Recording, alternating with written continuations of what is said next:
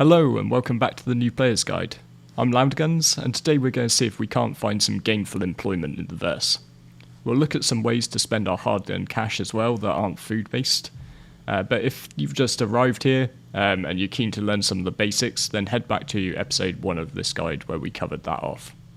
So without further ado, I'm going to hand back to my alt account and I'm going to get back to my spa day. And we're going to start off by opening up the Mobbyglass again with F1. And this time we're going to look for the apps along the bottom and we're going to select the contract manager from that list, the one which looks like a bit of paper. This is where you're going to go and find missions of all types. But for a start, we're going to head to the Mercenary tab over on the left and look for one of these missions, Halt Illegal Surveillance. The objective of this type of mission is to head to a Armour satellite and deal with 3 spy drones that have been left nearby. And by deal with, I of course mean pew pew until they go boom. It pays out 20,000 credits, which you can see next to the payment, and that's not chump change at this stage of the game. So just go ahead and click Accept Offer down in the bottom right hand corner. This will now take it to the accepted list, and you can untrack or track the mission, and if you're in a party with a friend, you can also use the share over at the bottom right. To share that contract out with your party. So in order to achieve our goals here, we're going to need a ship, so let's head over to the ASOP terminals to get our starter ship back out. Just interact with the terminal holding F and clicking on touch to start. And we're going to then just retrieve the ship, and let's then head to the pad.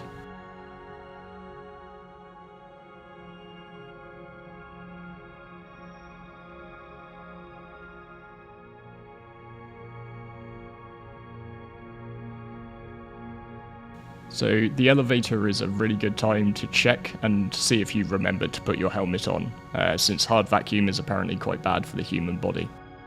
So I didn't, because of course I forget these things. So what we want to do is just quickly pop that back on. Just open up the wheel by holding F and right clicking. And since we set this up in the last episode, it's on the wheel already to re-equip the helmet. Just in case, there is the blue force field that you cross sort of the threshold as you come in or go out onto the pad.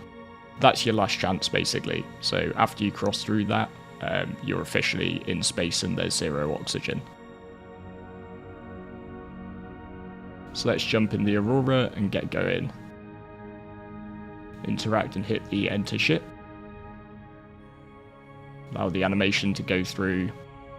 And then we're going to jump into the pilot seat.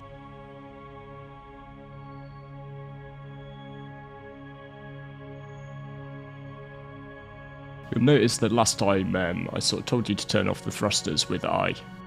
And the reason that we did that rather than powering down the ship is that the shields are already up and fully charged. So we can just turn the thrusters back on with I, and we can get going.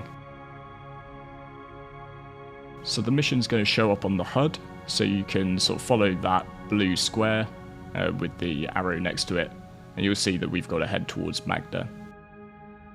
So we just go open the star map with F2, go zoom in on Magda, and we go click straight on the com array that's highlighted, and that's going to plot us a 2-stage jump.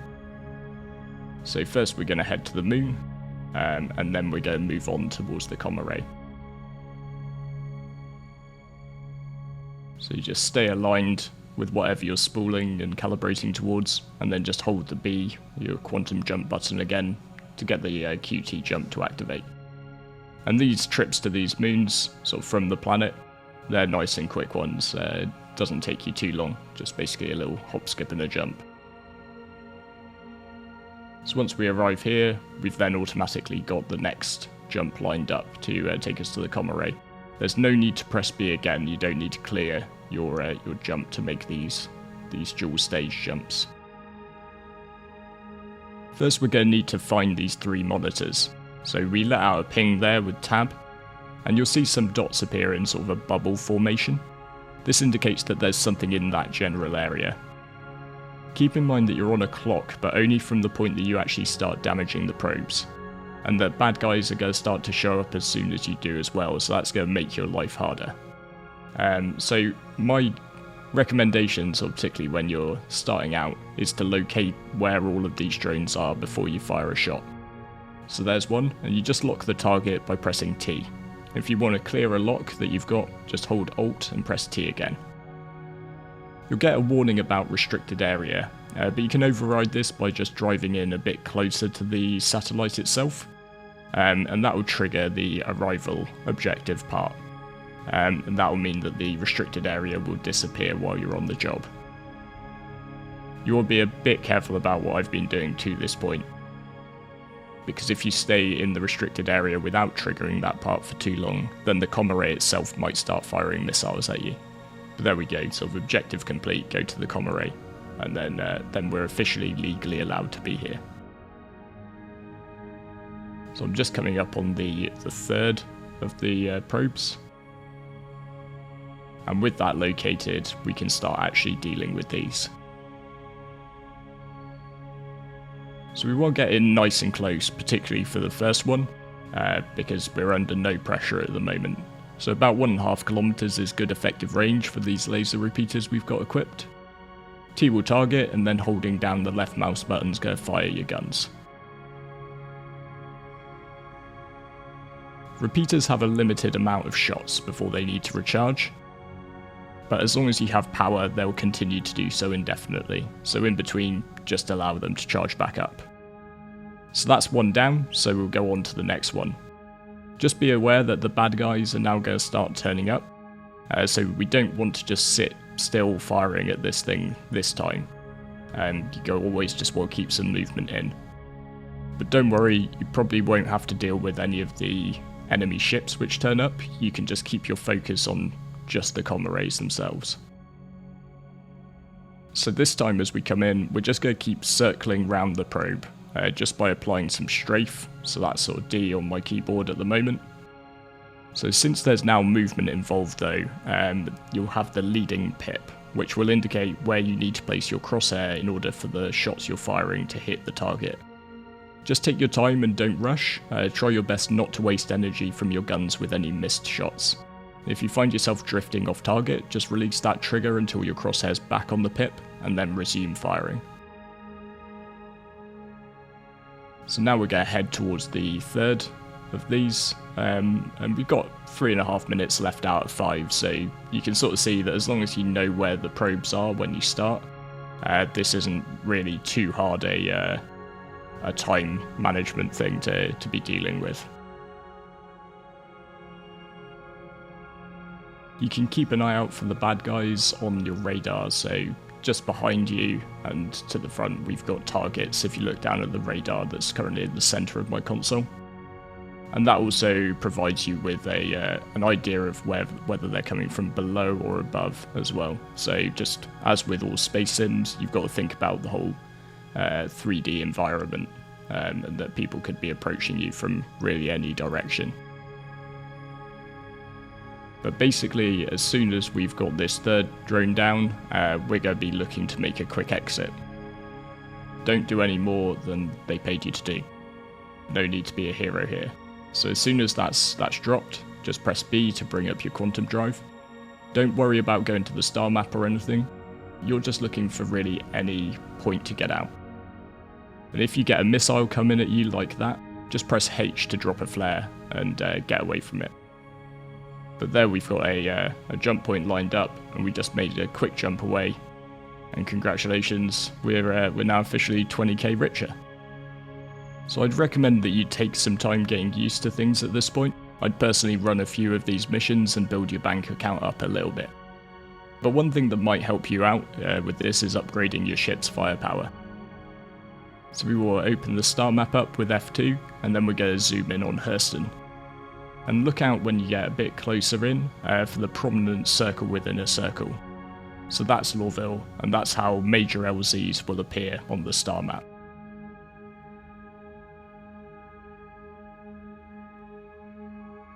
Also just worth highlighting that when you're heading down to ground locations, you don't have to worry about jumping around the planet to get a clear line down to them. You can plot a course, and even if it means that you circumnavigate the planet, then your drive will be clever enough to work that out for you.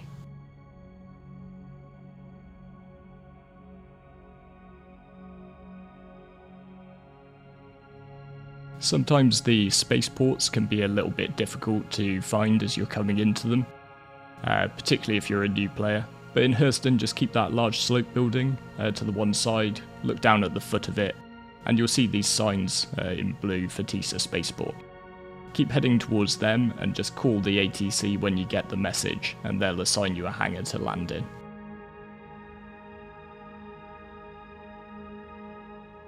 And like I said in the last episode, just use your speed limiter to make sure that this landing's sort of slow and controlled.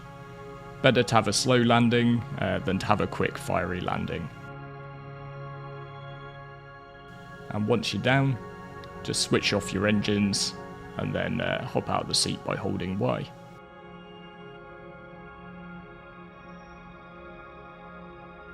Interact with the door to exit the ship.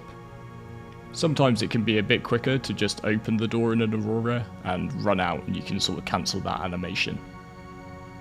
Once we're on the ground, we're going to head towards where it says landing bay arrivals, and that's where we're going to find the elevator to take us back into the main terminal of the spaceport.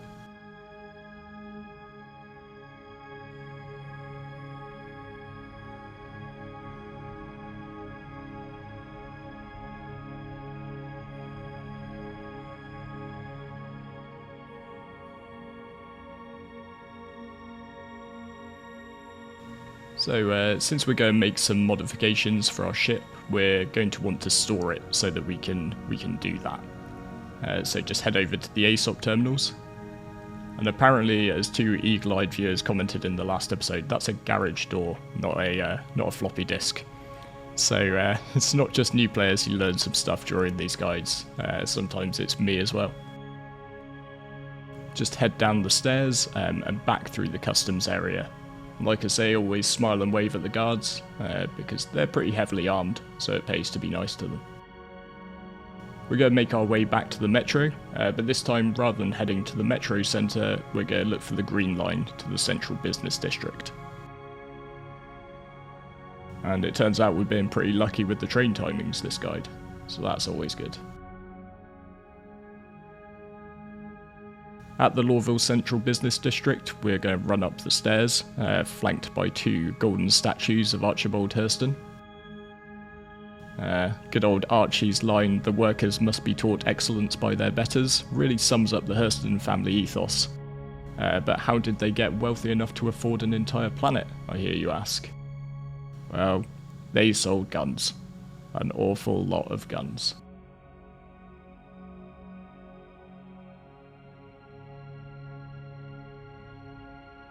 So we're here at the HD Showcase. Our Aurora has two empty size 1 weapon slots as well as the two that are equipped already, so we're going to buy some attrition 1 lasers to fill the gap. You can pick them up directly off the wall, holding F and clicking buy, just confirm and they'll be sent to your inventory. I'm a little particular about these things, so I'm going to buy 4 attrition 1s so that all of my guns match. You don't really need to do this, but it's just what I prefer. And now we've bought the guns, it's time to strap them on, so open up the Mobiglass with F1, and then look for the little ship logo to open up the Vehicle Loadout Manager. You select your Aurora from the top right drop down, and this is basically where you can change any and all of the components. Go ahead to the Vehicle Weapons tab, and we're just going to take a quick little pause here to actually talk about ship weapons a little bit. So, this is a beginner's guide, and if we were to go into all of the detail on the subject of weaponry that we could, then it would just end up being really overly long and daunting. So in the words of the Stereophonics, you need just enough education to perform. We're specifically though going to talk about weapon hardpoints. So vehicles will have a set number of hardpoints, and they're going to come in different sizes. As a general rule, you can choose to either equip a fixed weapon of equal size to the hardpoint, or you can equip a gimbal mount and a weapon that's one size down from it. So if we have a size 4 weapon hardpoint, we could either choose to equip a size 4 fixed gun, or we could equip a gimbal and then strap a size 3 gun to it. All things being equal, i.e. the same type of weapon being used, the size 4 gun will have more oomph and output more DPS. But the gun is fixed, so you have to move your ship to get on target. The gimbaled gun will have lower DPS because it's smaller, but the gimbal will provide an added range of motion. so theoretically that makes it easier to land more shots on your target. Personally, I prefer fixed weapons, but it's a case of you do you, so experiment with both and really just see what you like. Some ships, like the Aurora and the Freelancer for example, have some mounts where you don't have a choice. So the two guns we've already got equipped to the Aurora are attached to some gimbal mountings that we can't change. They're just part of the ship. What you can always do though is press G when you're in your ship, and that will lock any gimbaled weapons so they act like fixed ones. So we're going to start by clicking on this empty wing mount, and it will come up with our available guns on the right.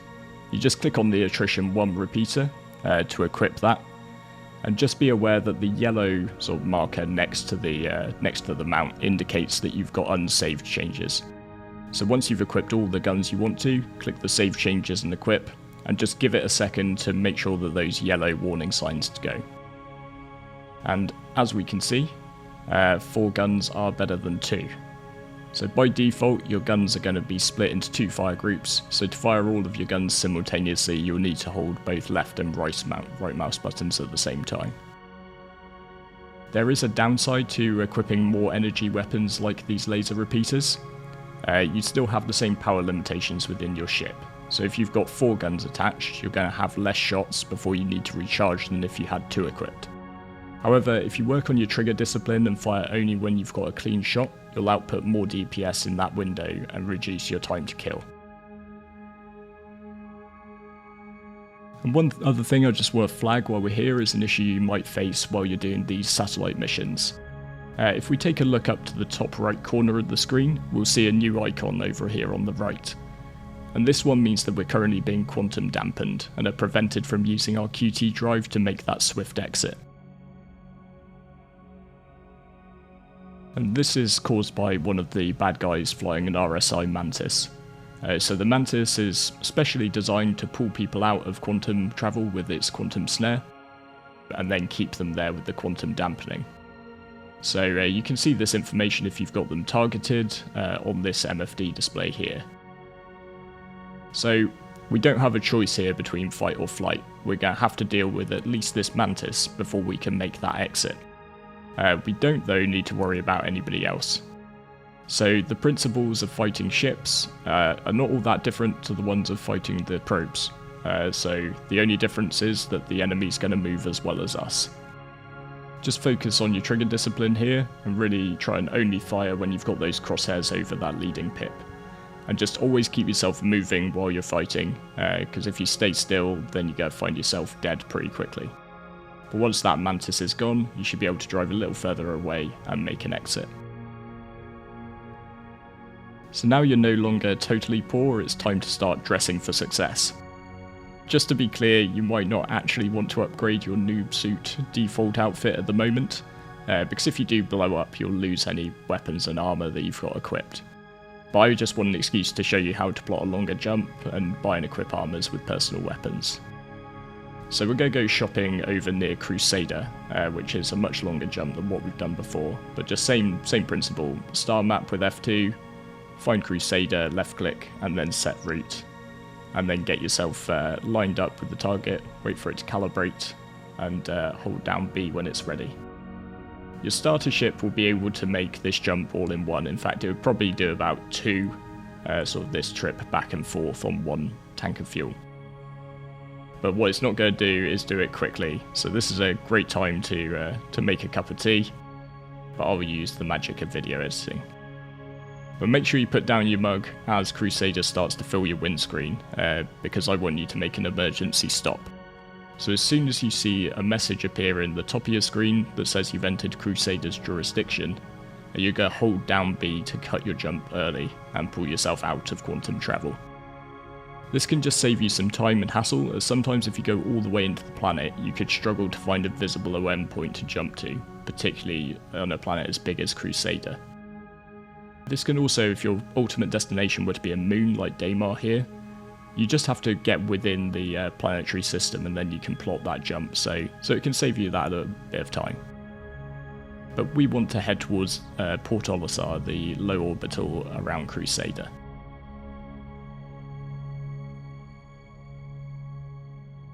Port Olisar, or PO, is a bit different to the other low orbitals, and it's got a firm place in the hearts of many older players, since it's the first proper location that was added to the PU. There aren't any hangars here or elevators, so it also trumps a number of the other stations for convenience. However, it's the only low orbital not to have a medical clinic, so you can't set your respawn point here. Another point in the convenience column for PO though is just how close you come into the station after a jump. You'll almost instantly find yourself in range to hail ATC, so it can be great for that just quick pit stop.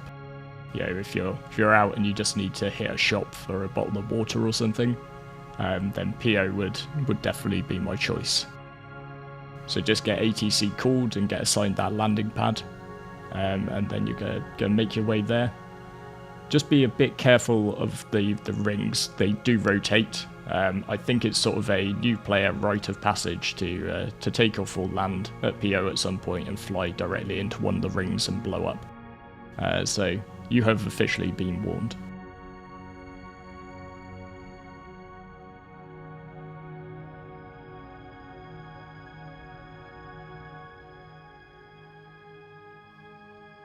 And because it is so open, Port Olisar is one of those places where you do just definitely want to just shut down your engines with I, rather than powering down your ship. Just even sort of leaving your shields up, it's a good habit to get into. Just hop out of the ship.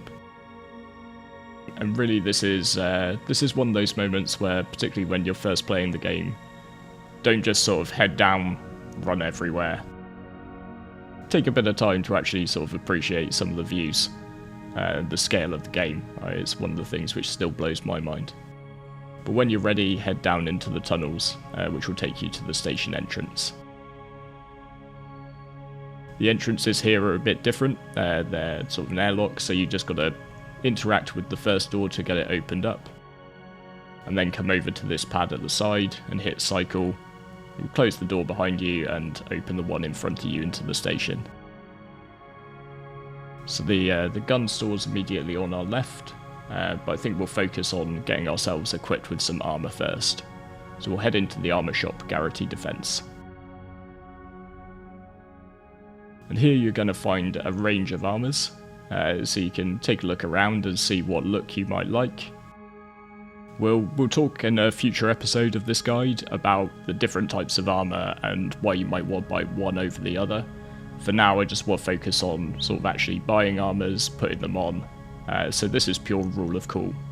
So having given that suit a twirl with the try-on function, I'm going to go ahead and buy it. So we can buy these things directly off the mannequin, piece by piece. So I was able to get the stone skin undersuit there and just confirm the purchase. But to be honest, sort of buying off the mannequins, because the parts are so close together, it can be a bit janky. Finding pieces like the helmet is usually simple enough, but maybe getting the arms and the legs is a bit of a pain. So instead what we can do is come over to the terminals. The terminals will generally include everything in a shop's inventory, including some of the stuff that might not be on display on the mannequins as well. So if you like the suit, but maybe not the colour, take a look at the terminal to see if it's there. You can use these drop downs to reduce down the subcategories, so we can sort of make it a bit more of a manageable list. But then you'll be able to find that piece that you saw on the shelf, select it, and just go ahead and buy it from there. Once you've bought all the pieces of your armour set, you can go ahead and hit I to open your inventory. And in the centre you'll have the ragdoll of your character, which you can just drag pieces off. And on the right you'll have the local inventory at Port Olisar, which also includes the new bits you bought. A few different ways to equip armour. You can right click and click equip. You can drag a piece onto the relevant body part, that will come up with the circle to show it attaches. Or you can just double click and they'll automatically make their way onto your body. And buying guns works exactly the same way, so we can take a look at them off the shelf, and then we can go ahead and I'm happy with this P8 SMG, so I can just go ahead and buy one of those from the gun store. Just when it comes to guns, you will have to use the terminal to locate the ammunition, so that will be in personal weapons and attachments. And in here you'll find ammo for all of the guns that the store stocks, and sometimes a few more as well. And you also equip guns in much the same way, so you can drag them out of your inventory, and you'll see the points at which they attach to the armour. So different armours will have different numbers of slots for weapons and ammunition. And you can also sort of scroll around your character by holding down right click and moving your mouse. If you've got any attachments like scopes, you can drag them out of your inventory and it will show where they would fit. But for example, this med pen that I've bought, I can see that my current armour has 4 slots for medical items. So you can just double click these as well. And similarly with the clips, you can equip those to your suit. So that's it for today's episode. Hopefully this should be enough to get you standing on your own 2 feet, making a bit of cash in the verse, and as is the cycle of Star Citizen, spending it nearly as fast as it comes in. In the next episode, we're going to be taking a look at something a little bit more professional, exploring the world of bounty hunting. And this is going to help us cover things like reputation, NPC factions, and a bit more challenging ship combat. These videos have been taking me a little longer to do, because I want to try and push the quality to make them better for new players. So if you can't wait until the next one in a couple of days, be sure to pop in to see us over at the Frontier community. The link to our Discord is just down in the vid description. And be sure to drop a comment down below to let me know if this was useful, or indeed if there was anything that I missed. As anyone who's done any teaching in their life will know, sometimes you learn as much by teaching as you do sitting in the classroom yourself. If you comment before the end of the month, that's June 2022 when this goes live, you'll also be entered into our monthly ship giveaway for an Anvil Legionnaire.